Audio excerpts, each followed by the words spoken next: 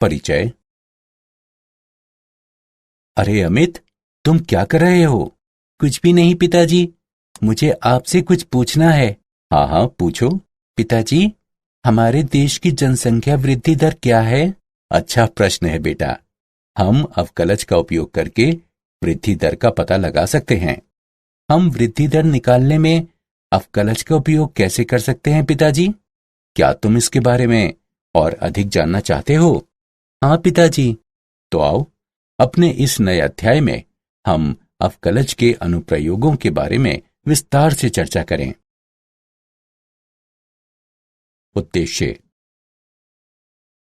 इस पाठ के अंत में आप निम्न करने में सक्षम हो जाएंगे: राशि के परिवर्तन की दर पता लगाना, फलनों के वर्तमान और ह्रासमान अंतरालों का विश्लेषण करना, एक वक्र पर स्पर्श रेखा का समीकरण ज्ञात करना, एक वक्र पर अभिलंब का समीकरण ज्ञात करना, अवकलनों का उपयोग करके मूलों का अनुमान लगाना, एक फलन का उच्चिष्ठ और निम्निष्ठ का मान ज्ञात करना, एक बंद अंतराल में एक फलन का उच्चिष्ठ और निम्निष्ठ मान ज्ञात करना।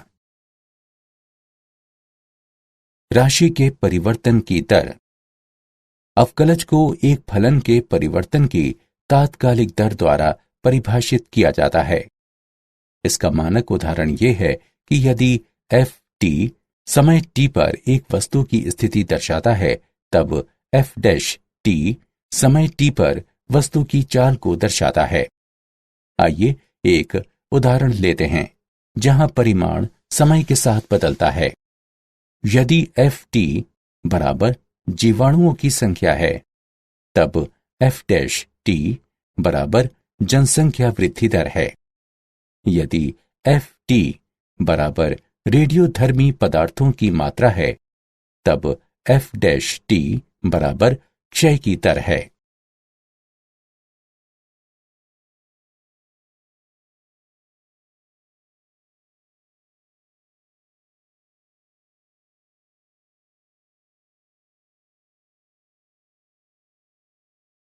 उदाहरण: धातु की एक वर्गाकार चादर की भुजा 3 सेंटीमीटर प्रति मिनट की दर से बढ़ रही है। यदि उसकी भुजा 10 सेंटीमीटर लंबी है, तब चादर का क्षेत्रफल किस दर से बढ़ेगा? हल: मान लीजिए कि समय t पर चादर की भुजा x है तथा a क्षेत्रफल है। तो ये दिया गया है कि dx बटा dt बराबर 3 सेंटीमीटर प्रति मिनट। इसे समीकरण 1 से चिन्हित करें तथा a बराबर x वर्ग को समीकरण 2 से चिन्हित करें। समीकरण 2 का t के सापेक्ष अवकलन करते हैं तो हमें प्राप्त होगा dA बटा dt बराबर 2x गुणा dx बटा dt। समीकरण 1 से dA बटा dt बराबर 6x। अब क्षेत्रफल के परिवर्तन की दर।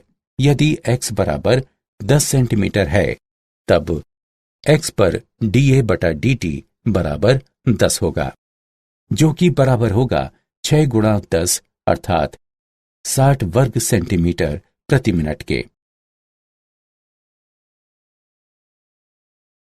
वर्तमान और ह्रासमान फलन। एक फलन f एक खुले अंतराल I पर वर्तमान होता है। यदि x2 से छोटे अंतराल x1 में कोई दो संख्याएं x1 और x2 के लिए f x1 f x2 से छोटा या बराबर है को इंगित करती हैं। एक फलन f एक खुले अंतराल I पर ह्रासमान होता है। यदि x2 से छोटे अंतराल x1 में कोई दो संख्याएं x1 और x2 के लिए f x1 f x2 से बड़ा या बराबर है को इंगित करती हैं। एक फलन f एक खुले अंतराल I पर निरंतर वर्धमान होता है। यदि x2 से छोटे अंतराल x1 के साथ I के अंतर्गत प्रत्येक x1 x2 के लिए हमारे पास f x1 f x2 से छोटा है, जिसका अर्थ है x के बढ़ने से fx बढ़ेगा। एक फलन f एक खुले अंतराल i पर निरंतर ह्रासमान होता है। यदि x2 से छोटे अंतराल x1 के साथ i के अंतर्गत प्रत्येक x1 x2 के लिए हमारे पास fx1 fx2 से बड़ा है, जिसका अर्थ है x के बढ़ने से fx घटेगा। फलन जो ना ही वर्तमान है और ना ही ह्रासमान है। आइए एक उदाहरण लेते हैं। नीचे दिया गया फलन है y बराबर cos x। प्रमेय: माना कि f एक बंद अंतराल a b पर सतत है तथा खुले अंतराल a b पर अवकलन किया जा सकता है, तब f बंद अंतराल a b में वर्धमान होता है यदि खुले अंतराल a b के अंतर्गत प्रत्येक x के लिए f डैश x 0 से बड़ा है। f बंद अंतराल a b में ह्रासमान है यदि खुले अंतराल a b के अंतर्गत प्रत्येक x के लिए f डैश x 0 से छोटा है। f बंद अंतराल a b में एक अचर फलन है यदि खुले अंतराल a b के अंतर्गत हर x के लिए f डैश x 0 के बराबर है।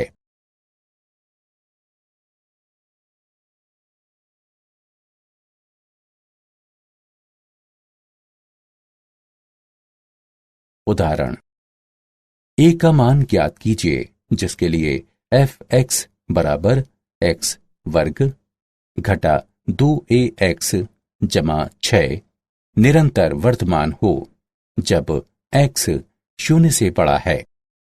हल: हमें ज्ञात है fx बराबर x वर्ग घटा 2ax जमा 6। fx का x के सापेक्ष अवकलन करते हैं। f डैश x बराबर 2x घटा 2a बराबर 2 गुणा x घटा a। f डैश x 0 से बड़ा है यदि 2 गुणा x घटा a 0 से बड़ा है अथवा यदि x a से बड़ा है।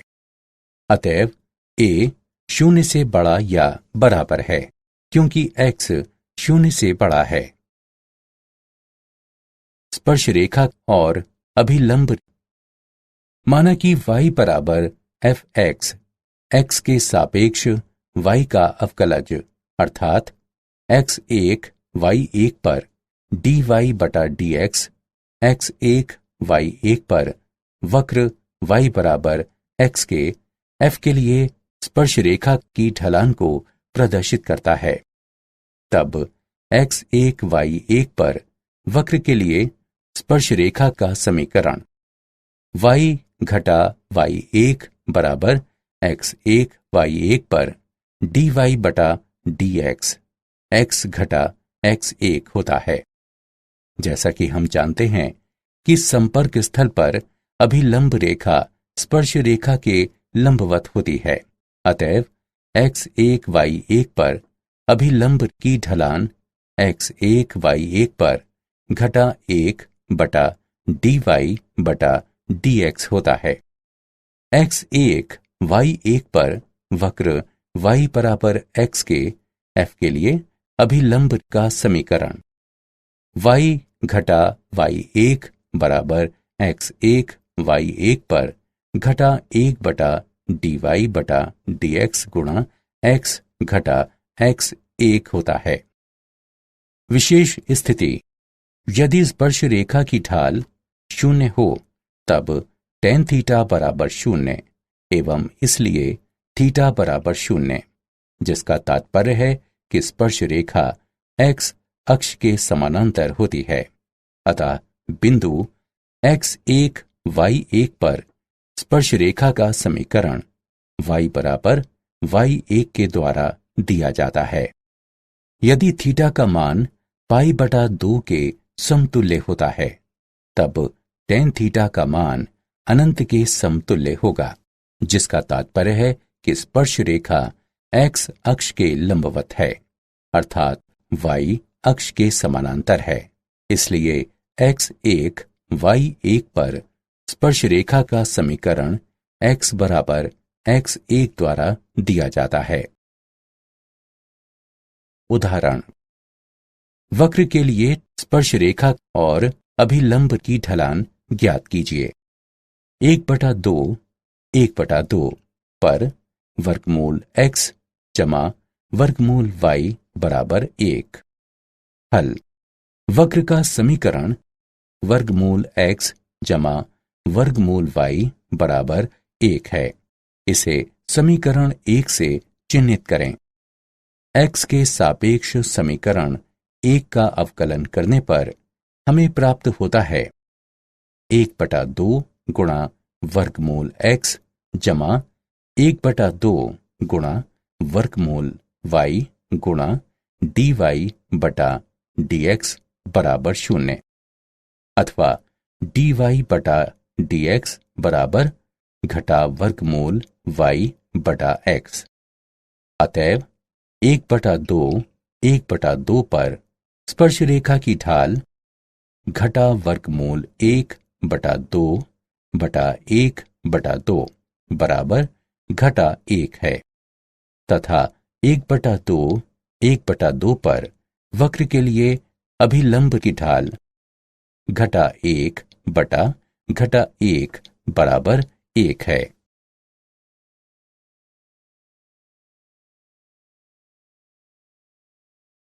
सन्निकटन। x के सापेक्ष fx का अवकलज इस प्रकार परिभाषित किया जाता है। f डैश x लगभग fx जमा डेल्टा x घटा fx बटे डेल्टा x के बराबर है। ये इंगित करता है कि fx जमा डेल्टा x बराबर fx जमा डेल्टा x गुणा f डैश x, जो fx जमा डेल्टा x का सन्निकट मान कहलाता है।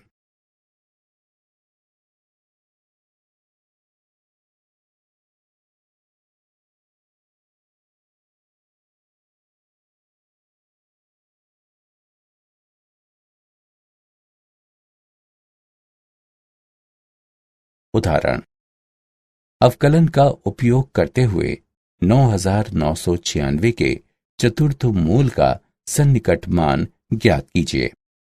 हल, हम जानते हैं कि 9996 बराबर है 10,000 घटा 4 के, जो कि बराबर होगा 10 की घात 4 घटा 4 के।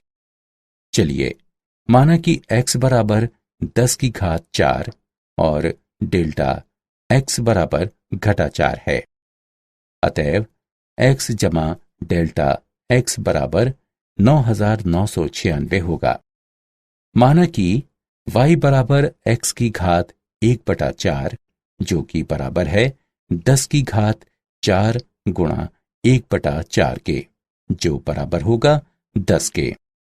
अतएव dy बटा dx बराबर है 1/4 गुणा x की घात घटा 3/4 के। अतएव y जमा डेल्टा y बराबर डेल्टा x गुणा dy बटा dx जमा y है। अब इस सूत्र में मान रखने पर हमें 9996 का चतुर्थ मूल बराबर घटा 4 गुणा 1/4 गुणा x घात 3/4 जमा 10 प्राप्त होगा। इसकी गणना करके हल करने पर हमें 9.999 प्राप्त होगा। अतः 9996 के चतुर्थ मूल का सन्निकट मान 9.999 है। उच्चिष्ठ और निम्निष्ठ। एक फलन का उच्चिष्ठ मान वो होता है जो बिंदु के पास बिंदु के दोनों तरफ किसी भी अन्य मान से अधिकतम होता है। इसे सापेक्ष उच्चिष्ठ कहा जाता है। सापेक्ष उच्चिष्ठ, माना कि fx फलन एक वास्तविक मान वाला फलन है तथा f(x) के प्रांत में c एक अभियंतर बिंदु है, तब x बराबर c पर f(x) एक सापेक्ष उच्चिष्ट कहलाता है यदि h के सभी धनात्मक तथा ऋणात्मक मानों के लिए जहां fc f ऑफ c जमा h से बड़ा है पर्याप्त छोटा हो। एक फलन का निम्निष्ठ मान वो होता है जो बिंदु के ठीक पास बिंदु के दोनों तरफ किसी भी अन्य मान से निम्नतम होता है। इसे सापेक्ष निम्निष्ठ कहा जाता है। सापेक्ष निम्निष्ठ माना कि f(x) फलन एक वास्तविक मान वाला फलन है तथा f(x) के प्रांत में c एक अभियंतर बिंदु है, तब x बराबर d पर f(x) एक सापेक्ष निम्निष्ठ कहलाता है यदि h के सभी धनात्मक तथा ऋणात्मक मानों के लिए जहां ft f ऑफ d जमा h छोटा है पर्याप्त छोटा हो। प्रथम अवकलज परीक्षण। 1. फलन का प्रथम अवकलज अर्थात f'(x) ज्ञात कीजिए। 2. प्रथम अवकलज को शून्य के बराबर मानते हैं अर्थात f'(x) बराबर 0 तथा वास्तविक मूलों के लिए परिणामी समीकरण को हल करते हैं अर्थात माना कि x बराबर c d इत्यादि ये उच्चिष्ट और निम्निष्ठ के बिंदु हैं। 3. माना कि x बराबर c इनमें से कोई बिंदु हैं यदि f'(x) की राशि धनात्मक से ऋणात्मक हो जाती है अर्थात x c के नजदीक से छोटा है के लिए f'(x) 0 से बड़ा है तथा x c के नजदीक से बड़ा है के लिए f'(x) 0 से छोटा है, तब x बराबर c सापेक्ष उच्चिष्ट का एक बिंदु है। यदि f'(x) की राशि ऋणात्मक से धनात्मक हो जाती है अर्थात x c के नजदीक से छोटा है के लिए f'(x) 0 से छोटा है तथा x c के नजदीक से बड़ा है के लिए f'(x) 0 से बड़ा है, तब x बराबर c सापेक्ष निम्निष्ठ का एक बिंदु है। 4. यदि f'(x) की राशि नहीं बदलती है तब c न तो सापेक्ष उच्चिष्ट का कोई बिंदु है और न ही सापेक्ष निम्निष्ठ का कोई बिंदु है। इस तरह का बिंदु नति परिवर्तन बिंदु कहलाता है।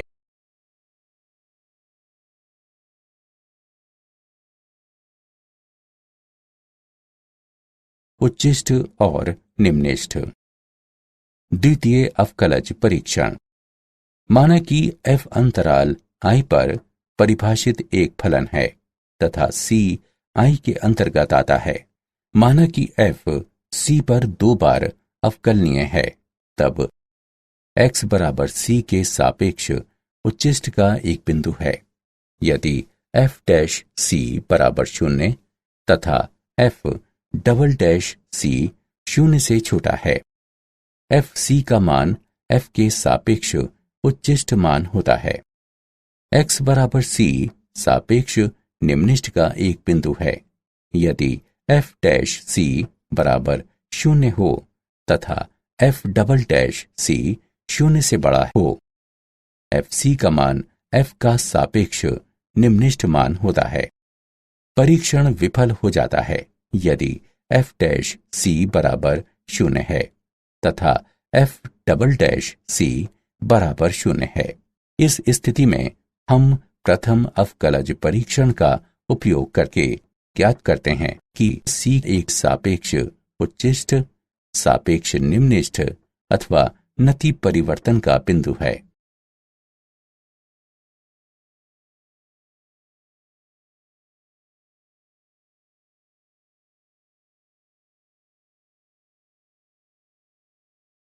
एक बंद अंतराल में फलन का उच्चिष्ट और निम्निष्ठ मान। फलन का उच्चिष्ट मान। यदि एक बंद अंतराल a, b पर फलन f(x) को परिभाषित किया जाता है, तब इस फलन को x बराबर c पर निरपेक्ष या व्यापक उच्चिष्ट वाला एक फलन कहा जाता है तथा c a b के अंतर्गत आता है यदि a b के अंतर्गत सभी x के लिए f(x) fc से छोटा या बराबर हो। फलन का निम्निष्ठ मान।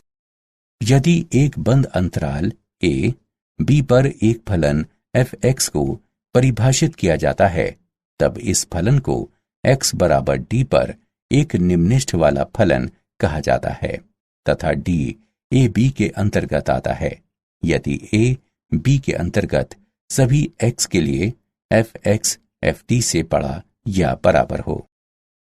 प्रमेय। माना कि f एक बंद अंतराल i बराबर a b पर एक सतत फलन है, तब f निरपेक्ष उच्चिष्ट मान होता है तथा f i में कम से कम एक बार इसे ग्रहण करता है। इसके अलावा f निरपेक्ष निम्निष्ठ मान होता है तथा f i में कम से कम एक बार इसे ग्रहण करता है। प्रमेय। माना कि f एक बंद अंतराल i पर एक अवकलज फलन है तथा माना कि c i का कोई आंतरिक बिंदु है, तब f' बराबर 0 होता है यदि f c पर अपना निरपेक्ष उच्चिष्ट मान प्राप्त करे। f' बराबर 0 होता है यदि f c पर अपना निरपेक्ष निम्निष्ठ मान प्राप्त करे। कार्य नियम। चरण 1। अंतराल में f के सभी महत्वपूर्ण बिंदु ज्ञात कीजिए, अर्थात बिंदु x ज्ञात कीजिए जहां या तो f' बराबर 0 है या f अवकलनीय नहीं है। चरण 2। अंतराल के अंत बिंदु लें। चरण 3। अंत बिंदु में f के मान का परिकलन कीजिए। चरण 4। परिकलन मानों में से f के उच्चिष्ट और निम्निष्ठ मान को पहचानें। ये उच्चिष्ट मान f का निरपेक्ष उच्चिष्ट मान होगा तथा निम्निष्ठ मान f का निरपेक्ष निम्निष्ठ मान होगा।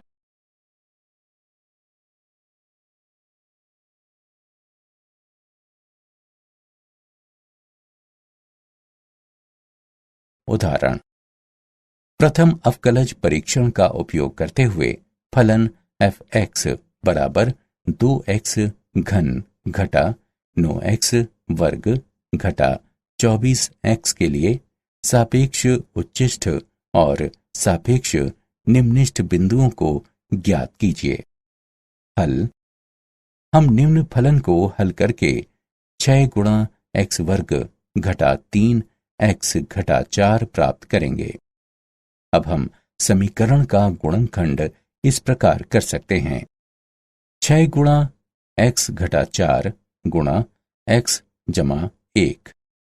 f' बराबर 0 ये इंगित करता है कि x बराबर 4 x बराबर घटा 1 है। अब जब x बराबर 4 है तब x 4 से छोटा है। ये इंगित करता है कि f' 0 से छोटा है। x 4 से बड़ा है। ये इंगित करता है कि f' 0 से बड़ा है। अतएव x बराबर 4 पर f(x) सापेक्ष निम्निष्ठ है। जब x बराबर घटा 1 है तब x घटा 1 से छोटा है। ये इंगित करता है कि f' 0 से बड़ा है। x घटा 1 से बड़ा है। ये इंगित करता है कि f' 0 से छोटा है। अतएव x बराबर घटा 1 पर f(x) सापेक्ष उच्चिष्ट है।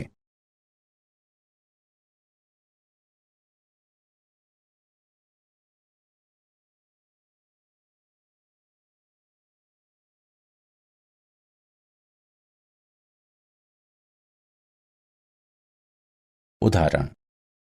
एक 20 सेंटीमीटर लंबे तार को दो भागों में किस तरह विभाजित किया जाना चाहिए कि यदि एक भाग को वर्ग में तथा दूसरे भाग को वृत्त में इस तरह मोड़ा जाता है कि उन दो समतल आकृतियों के क्षेत्रफल का योगफल निम्नलिखित हो। हल।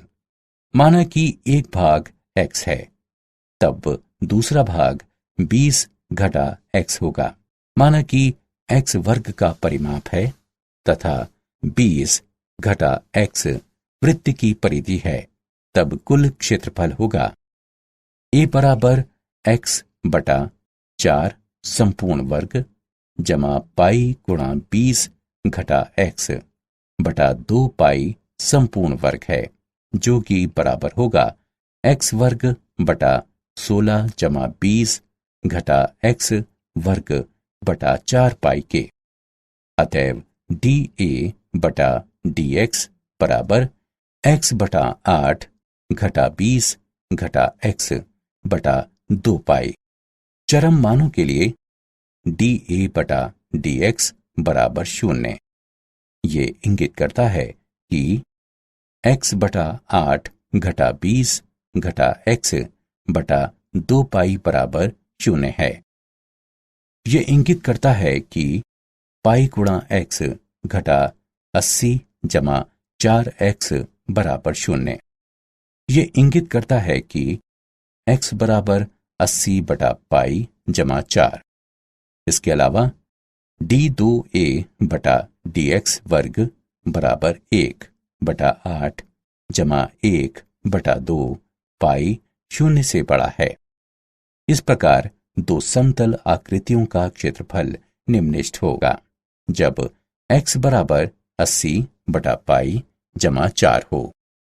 एक वर्ग बनाने वाले भाग की लंबाई 80 बटा पाई जमा 4 है, तब दूसरे भाग की लंबाई होगी 20 घटा 80 बटा पाई जमा 4, जो कि बराबर है 20 पाई बटा पाई जमा 4 के। इस प्रकार भागों की लंबाई होनी चाहिए 80 बटा पाई जमा 4 सेंटीमीटर और 20 पाई बटा पाई जमा 4 सेंटीमीटर।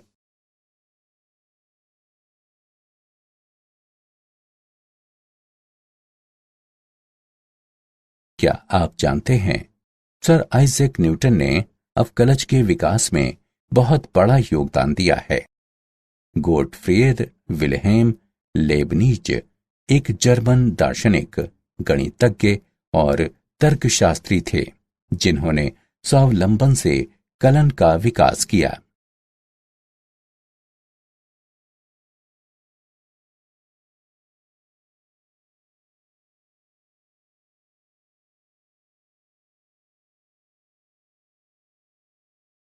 सारांश।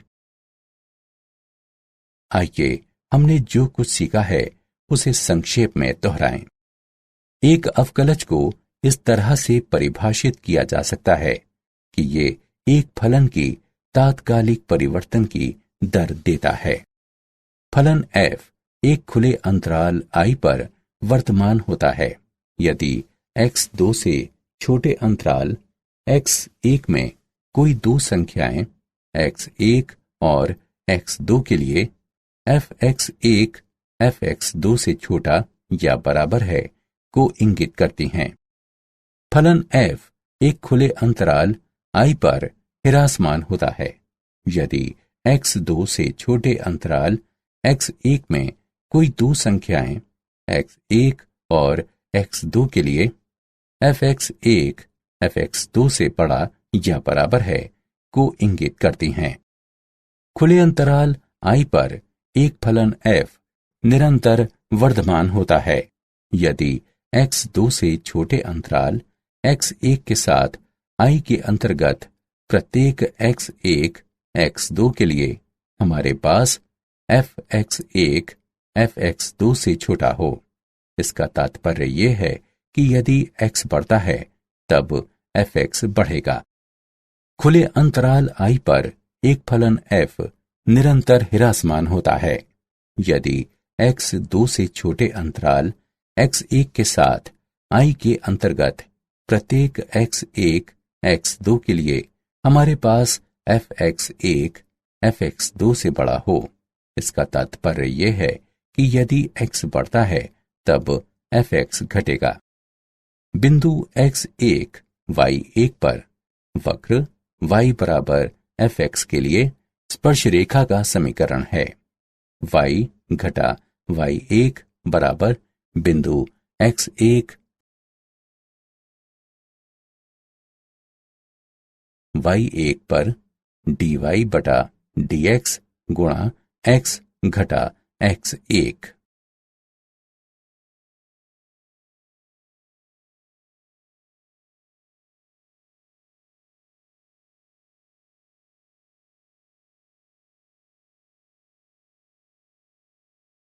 बिंदु x1 y1 पर वक्र y बराबर fx के लिए अभिलंब का समीकरण है। y घटा y1 बराबर बिंदु x1 y1 पर घटा 1 बटा dy बटा dx गुणा x घटा x1। fx जमा डेल्टा x का निरपेक्ष मान है fx जमा डेल्टा x गुणा f डैश x। माना कि फलन fx वास्तविक मानों वाला फलन है तथा c fx के प्रांत में कोई आंतरिक बिंदु है, तब fx को x बराबर c पर एक सापेक्ष उच्चिष्ठ कहा जाता है। यदि h के सभी धनात्मक और ऋणात्मक मानों के लिए जहां fc जमा h से बड़ा हो पर्याप्त छोटा हो। माना कि फलन fx एक वास्तविक मानों वाला फलन है तथा c fx के प्रांत में कोई आंतरिक बिंदु है, तब x बराबर d पर fx को एक सापेक्ष निम्निष्ठ कहा जाता है।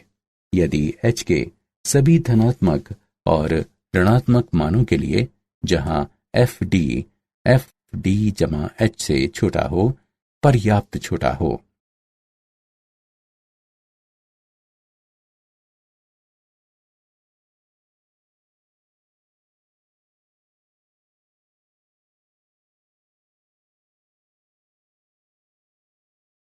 यदि fx एक बंद अंतराल a b पर परिभाषित कोई फलन है, तब x बराबर c पर इस फलन को निरपेक्ष उच्चिष्ठ कहा जाता है तथा c a b के अंतर्गत आता है।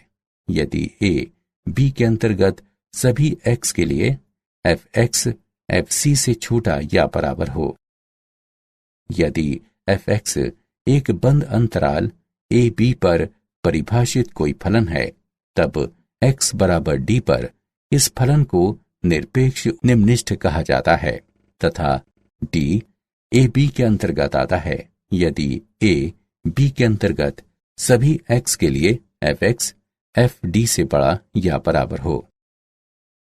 माना कि f एक बंद अंतराल I बराबर a b पर एक संतत फलन है, तब f निरपेक्ष उच्चिष्ठ मान होता है तथा f I में कम से कम एक बार इसे ग्रहण करता है।